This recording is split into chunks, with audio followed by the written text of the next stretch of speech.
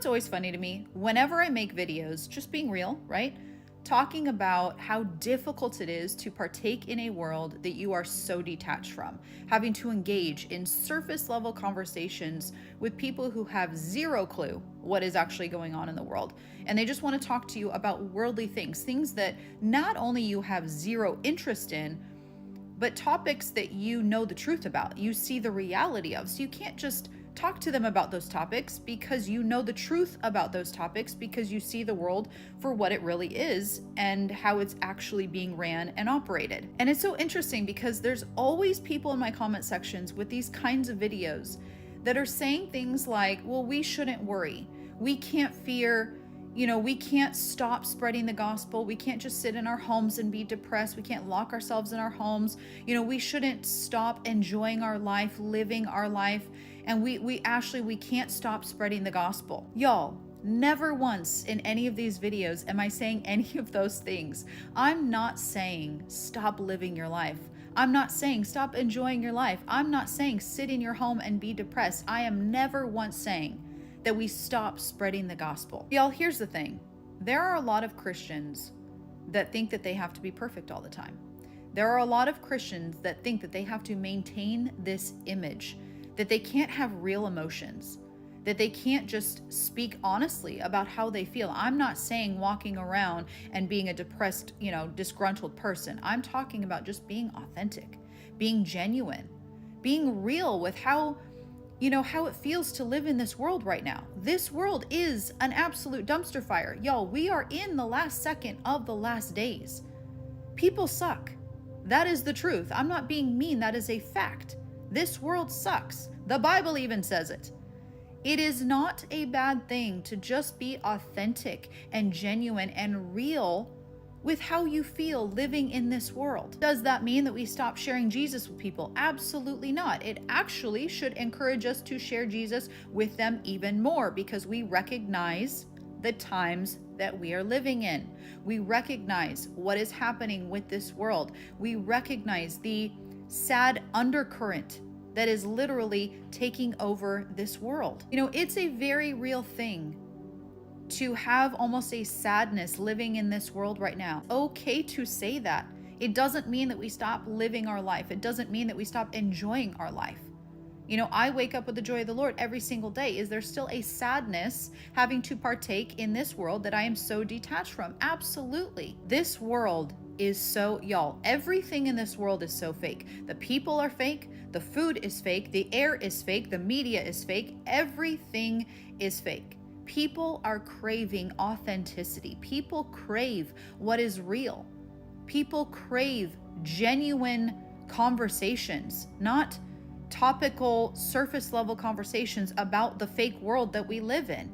And if you are a true follower of the Lord Jesus Christ, if you are saved by the blood and have spiritual eyes, you are on a different level. You literally live in a different world because you see this world differently. And it is okay to talk about that. It is okay to talk about the struggle that is. Well, I am not and never will be the type of Christian that will walk around with a constant smile on my face, acting like everything is perfect all the time, because that is fake. I am not fake. I am genuine. And this walk with Christ, the reality of this walk with Christ, is a roller coaster. It has major ups and downs.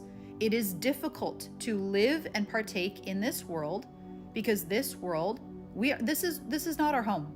This world is literally ran and controlled by demonic entities.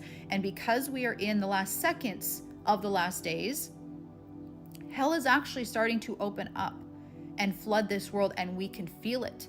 And it is depressing. It is sad. It is overwhelming to live in this fake world that is literally ran by demons. And it is okay to talk about that. Again, though, because the internet is a wild place, does that mean that we stop living our life? Does that mean that we stop trying to enjoy this life that we have in these last moments? Does it mean that we stop sharing Jesus with people? Absolutely not. It should encourage us to do all of those things even more. Appreciate the time that we have left here before the Lord takes us home.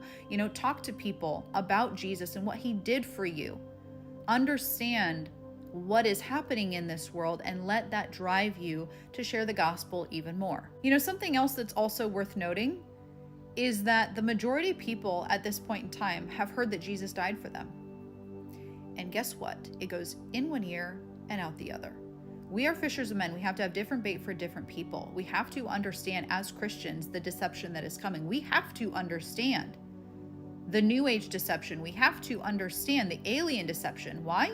Because if we don't have an answer for the world for these things, they are going to find their answers in the world. If you tell people that Jesus shed his blood for them, a lot of people, not saying all, but a lot of people are well aware of the blood sacrifices done in satanic rituals now. They are well aware of the Epstein files that were released. They are well aware of the blood sacrifices that are done to Satan. And that is intentional because Satan wants to confuse people. He wants the world to take Jesus' sacrifice and put it in the same category as the blood sacrifices that are done to Satan. He wants the world to view the blood sacrifice that was done by the Lord Jesus Christ as evil. And I'm bringing this up because we are the light of this world. As the light of this world, church, we have a responsibility.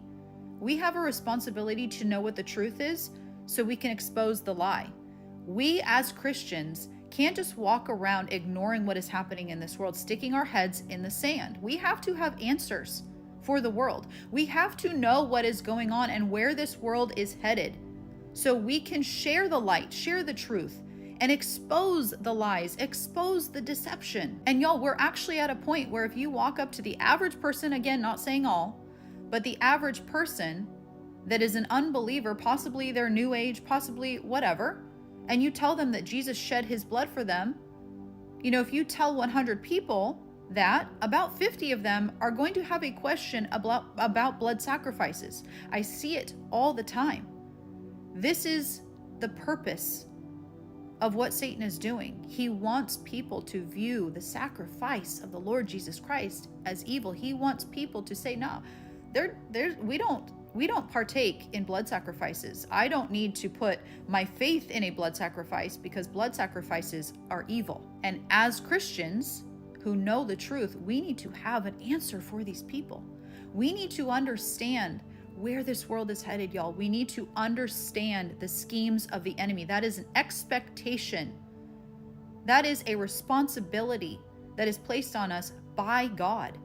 He commands us to know the schemes of the enemy.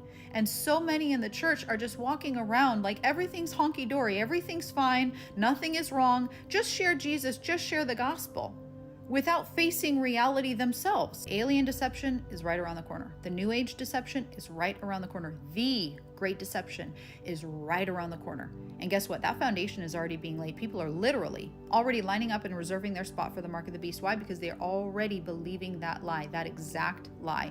And it is so important for the church to face reality. We need to understand the schemes of the enemy. We need to understand that deception.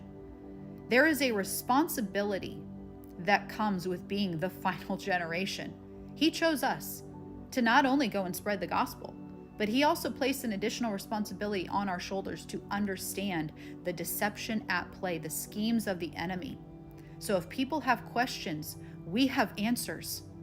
The world is looking for answers. They have questions. And if they do not get them from us, they are going to get them from the world.